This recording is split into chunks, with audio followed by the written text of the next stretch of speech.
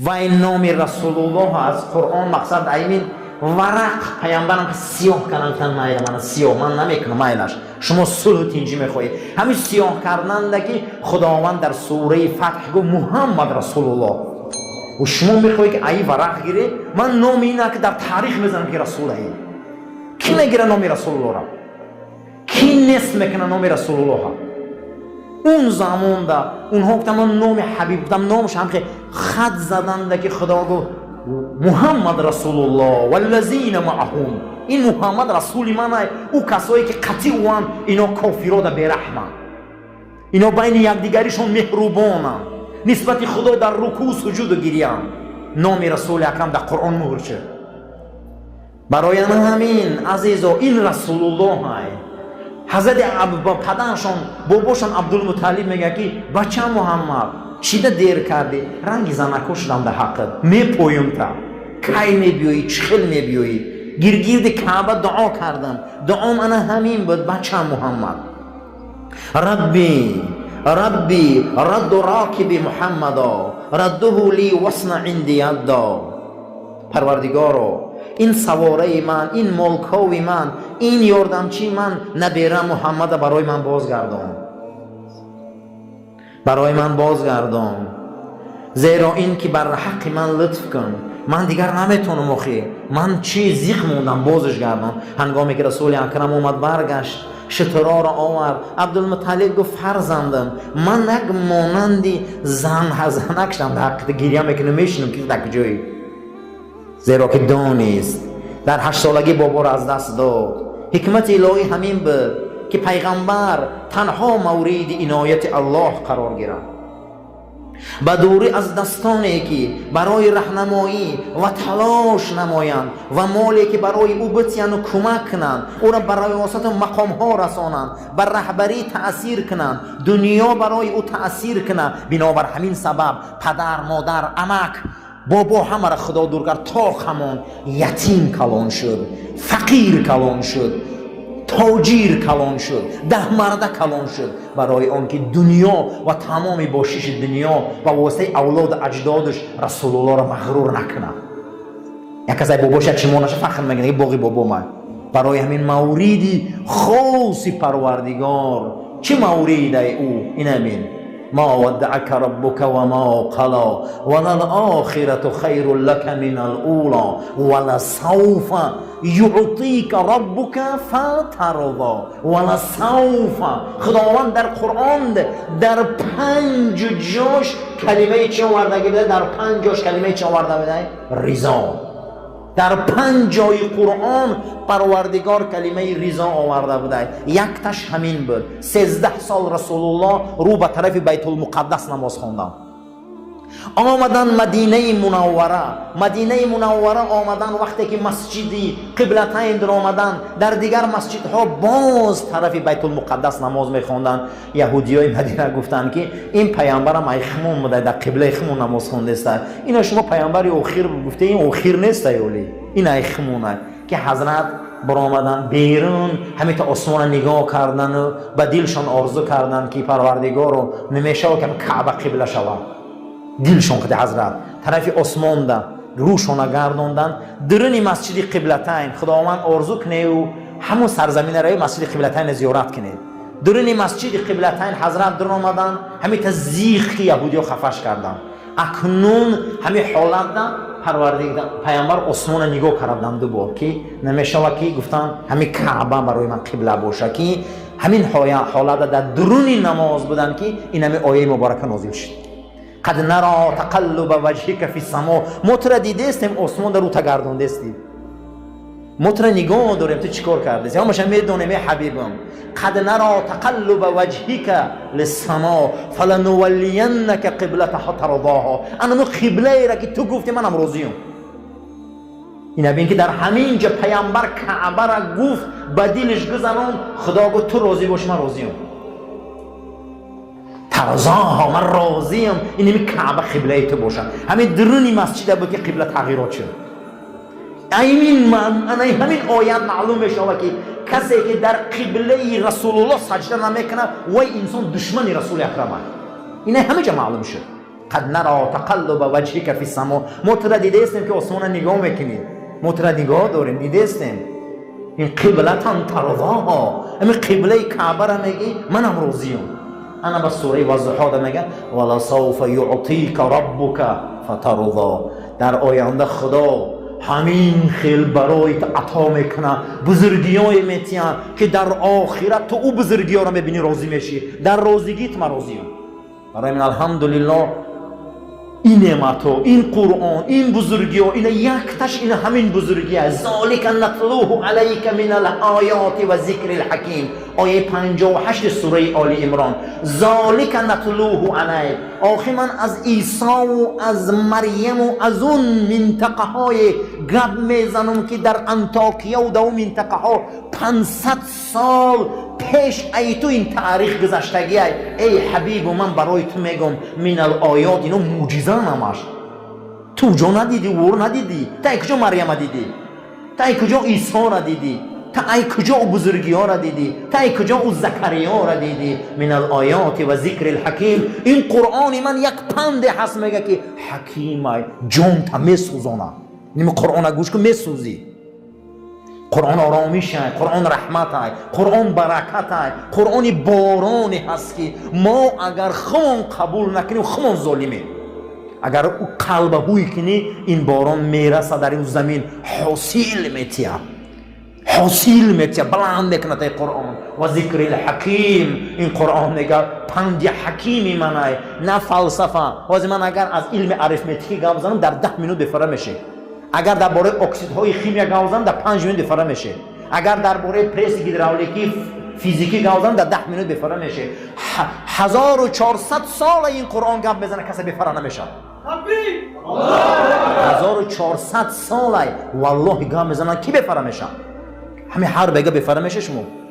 همین قرآن هم میگن مولایی میشه انسان، دلش هوی میشه و رحمت هوی میشه و کی میدونه خبر نداریم که ملایی چخل میبیو. برای همین قرآن ای الله جلال الله ذالک نتلوه علیک. ای پیغمبری که یه حرف نخوندی، ای پیامبری که یگان مدرسه را ندیدی، ای پیامبری که یگان استاد ندیدی، من تو خبرای میبیاری معجزه ای. پیامبری ما پیشگویی ها کرد، همش قریب شده، همش قریب شده. من الآیات تو معجزه داری، 3,500 معجزه احمد آشکاره صلی الله علیه و سلم. یکتش قرآن عظیم شانه، یکتش قرآن هست که امروز یک ورگلش دیگرگون نشده، از زمان رسول الله به ما آمده رسیده. و ذکر الحکیم این پنده میگه، این حکمت های. در دیگر جای قرآن لا یسرناک، همین که سبکش کردگی میگه که شما نمیفهمه که قرآن ای کجا آمده. لیکن وقتی متخصصین قرآن گپ میزنن میگه خیال میکنی که همین کودک درون گوهرا میفهمه. میگه چه برای آن که قرآن میگه من سبک کردم برای شما خدا، اما سبکش کردم از زبانی پیامبر نباشه. خود قرآنی شوخی نیست. این میدونین از کجا نازل میشه و این ای کجا آمد، ای کدام بلندی ها آمد که اونجا در باران هم دیرانه میکنه اوجا را و لوح المحفوظ میگم. اما سبوک های آرامیش های درباره علم تاریخ دیگر علمو گپ زنن در 10 دقیقه همه را خواب میگیرن. اما قرآن هم میگم بینیم یه بار عاشق میشیم، کشوده میشیم. برای همین این پیامبر آمد اینقدر مورد لطف الله قرار گرفت. ادعای نبوتش همینه که انا میخوام یتیم خدا به همین درجه ها رسون. روز مردم پیش عبدالمطلب میبیاین که عبدالمطلب باران نمیباره در زمین های مکه، به حد قشاقی و کمبغلی های چند سال های. بیا پیش کعبه را رویم خدای ابراهیم در حقش دعا کنیم که پروردگار باران مونته. تو کلان مونی. رفتیم عبدالمطلب میگه عبدالمطلب استاده گو خوز میبیام. رفت که جناب پیغمبر بازی دارن. پیغمبر اکرم ای دستشون قبیدن و گفتن رفتیم بچم به حضرت آوردن رو بروی کعبه استادن و جناب پیغمبر میگه دستشون قبیدگی بچه که یوشد طرف کعبه نگاه کردن و گفتن ای خدای کعبه عبدالمطلب در پیش تو هیچ قرب منزلت نداره، لیکن یک خواهش داره که نمی نبیرش آینده آدمی بزرگه. همین نمیشه که با طفیل نبیره من باران تی همین خیلی باران بارید. میگه که مکه در زیر بارانی سیل گم شد قریب. بعد از اون مردم آمدن که عبدالمطلب دعا که بس شود. با میگه رسول الله رو گرفت پیش کعبه رفت.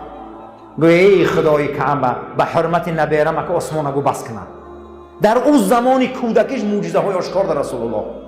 پیامبر ما پیامبری هست که خداوند روزگی او در روزگی دادگیه. سبب انمی آیه 58 همین بود. ذالک نتلوه علیک من الآیات و ذکر الحکیم. اشاره این موسی و آدم و ابراهیم در قرآن تو آوردم برای مردم گپ میزنی. ای پیامبر این معجزات من برای تو گپ زده استم که تو چرا نمیدونستی. این قرآن یک پندی هست که پند این دنیا را نه قلب و کوه را میلرزونه.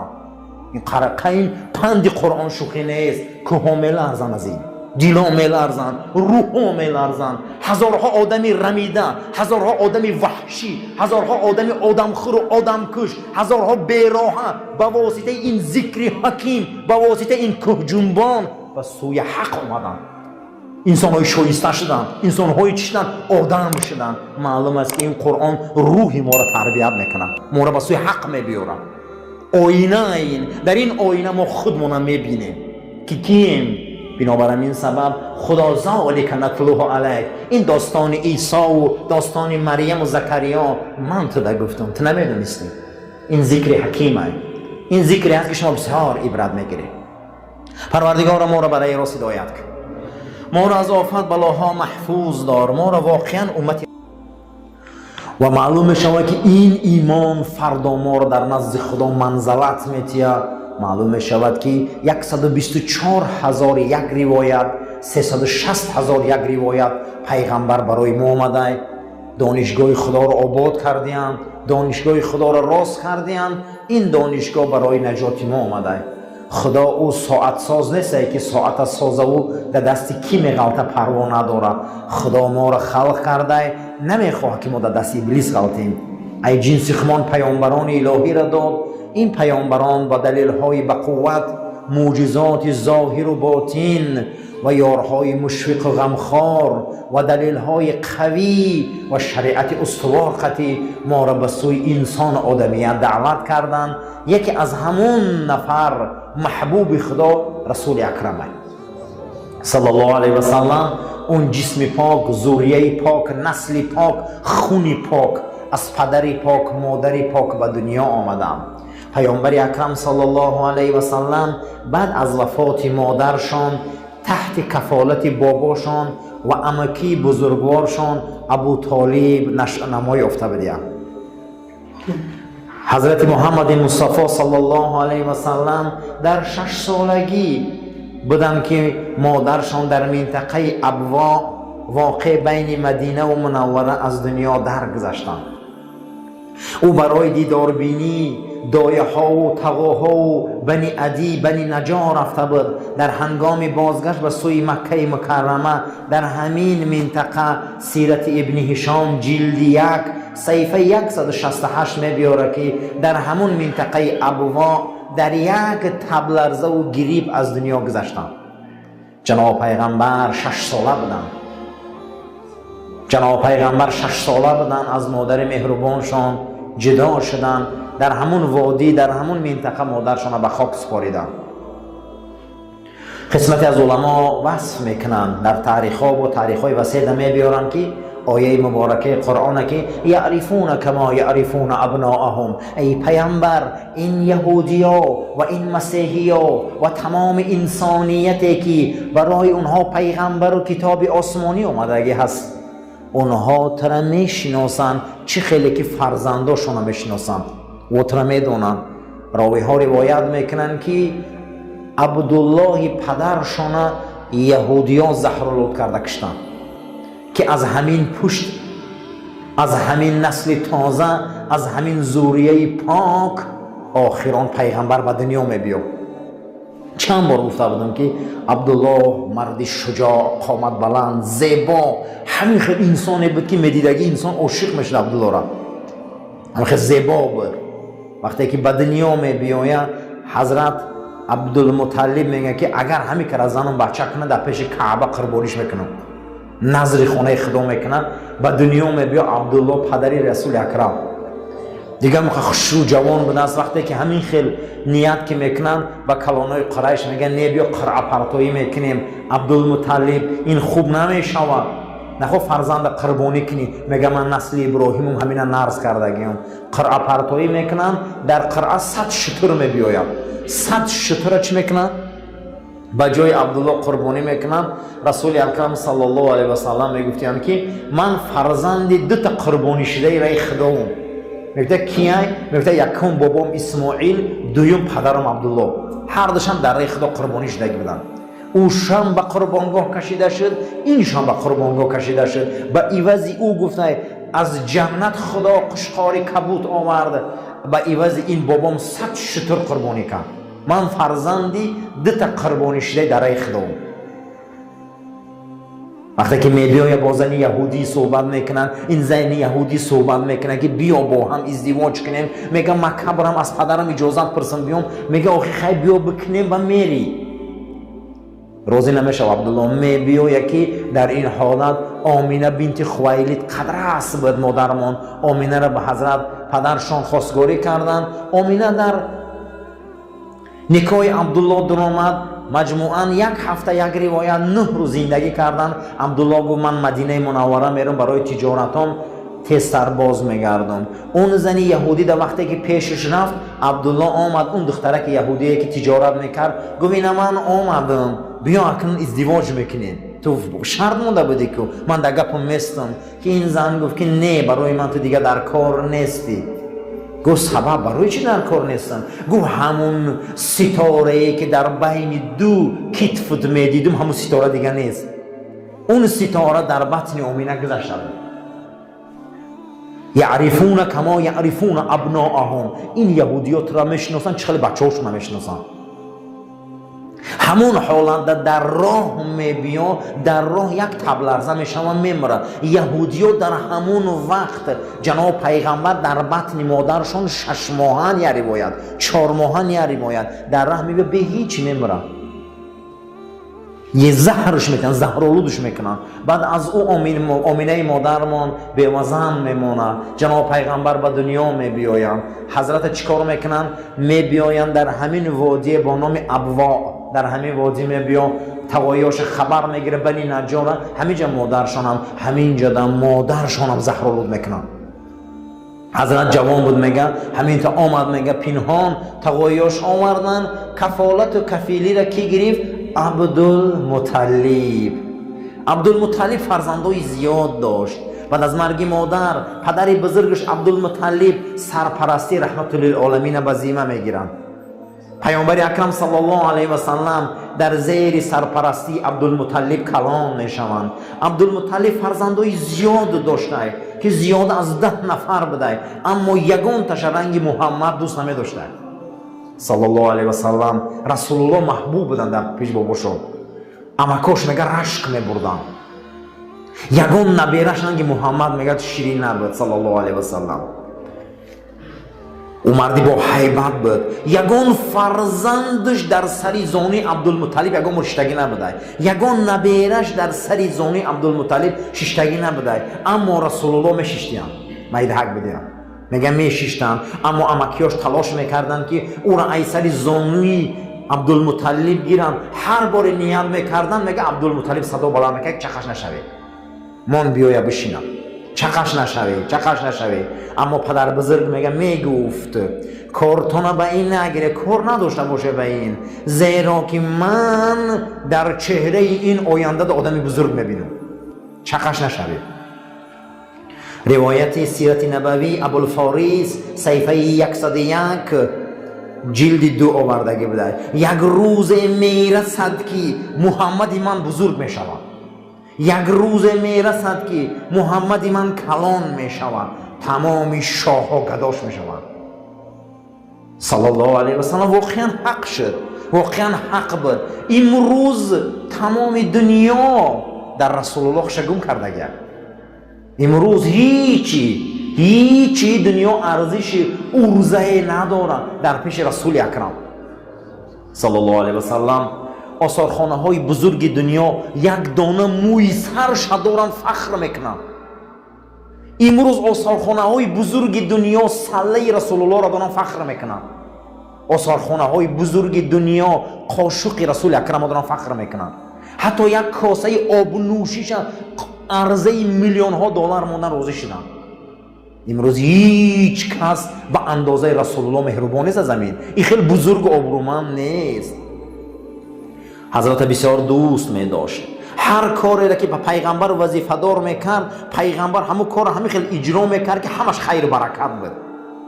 روزی میگن او را به دنبال یک شتر راهی کرد که کمتر دیرتر رسول الله صلی الله علیه و سلم آمدن. عبدالمطلب میگه گرد کعبه را طواف میزدن، میگفتن صحیح ربی رد راکبی محمدا رده لی وصنع عندی یدا. در سیره نبویه صحیفه 56 آمدگی بود است که پیامبر شترکاوی میره و دیرتر میبیاد.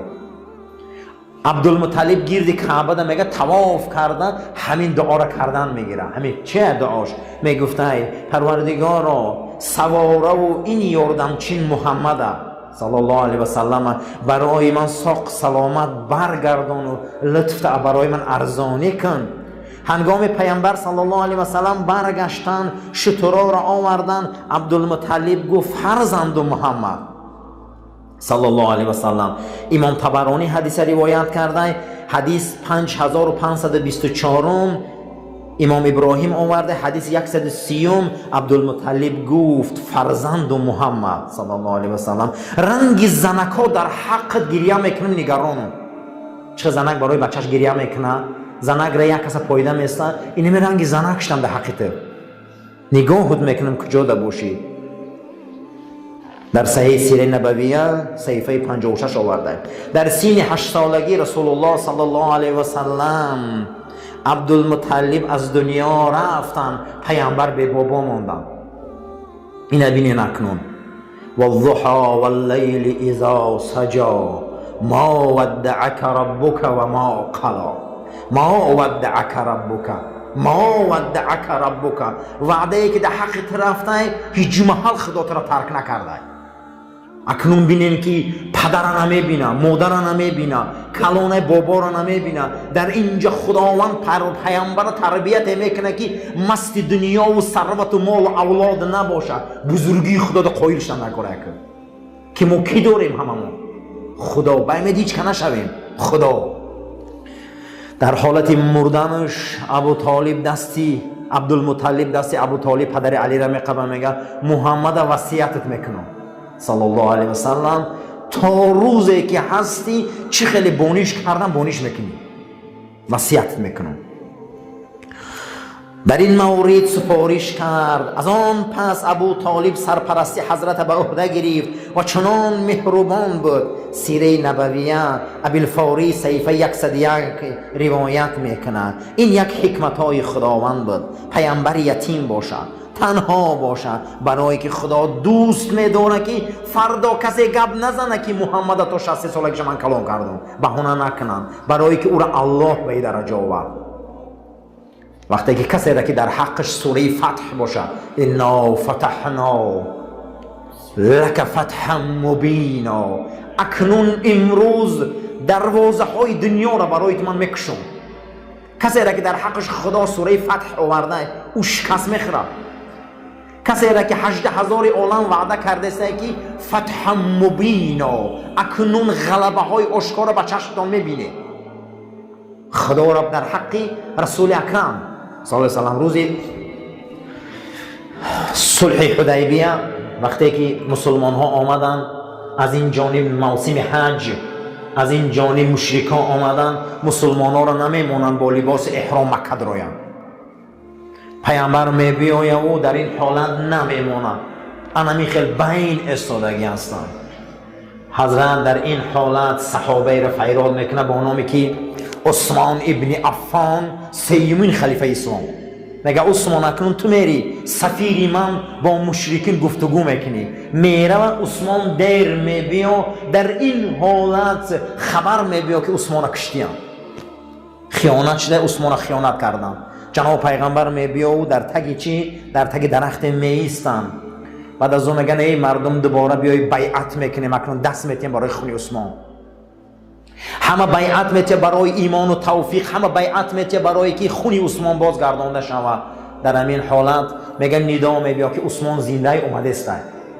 بعد از عثمان میبیا و از صلح گپ میزنه که حضرت اینا گفتن ما صلح میکنیم با اون شرطی که شما این مثال حج نمیکنید. شرط موندیم. پیامبر اکرم میگه وقتی تنجی آرامی صلح باشه ما الان حج نمیکنیم. امروز اکنون بینه که کی طرفدار صلح تنجیه؟ اسلام یا دیگر آدم‌ها؟ پیامبر حجن ترک میکنه، احرام میبره، میگم مایلش من راضیم تنجی باشد از زمین. همین شما تنجی میخواهی؟